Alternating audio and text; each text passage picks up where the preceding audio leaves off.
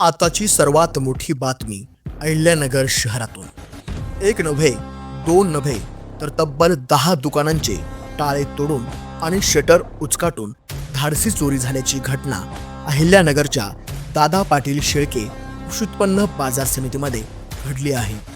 सोमवारी 2 जुलै रोजी मध्यरात्री आणि पहाटेच्या दरम्यान ही घटना घडली आहे.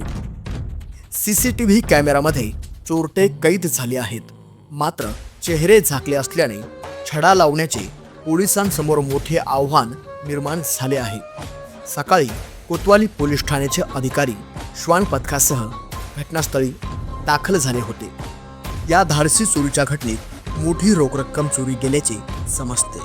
हा आकडा जवळपास 7 ते 7.5 लाखांच्या आसपास असल्याचे बोलले जात आहे.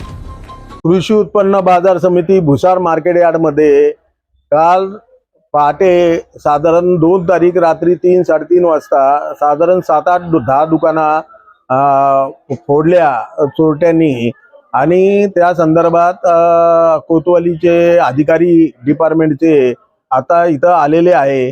जर कृषी उत्पन्न बाजार समितीच्या कॅम्पसमध्ये कृषी उत्पन्न बाजार समितीचे सिक्युरिटी गार्ड आणि इन्चार्ज आणि त्यांच्या रक्षक हे सगळे असताना देखील एवढ्या मोठ्या प्रमाणात दुकान फोडी झालेली आहे, तरी प्रशासनाने अधिकाऱ्यांनी कृषी उत्पन्न बाजार समितीचे अधिकारी असो किंवा प्रशासन डिपार्टमेंटचे अधिकारी असो यांनी याचा छडा लावला पाहिजे. आणि हे जे काय 7-8 दुकानं फुटले आहेत त्याच्यामुळे बाजारपेठेमध्ये भयभीत वातावरण निर्माण झालेले आहे.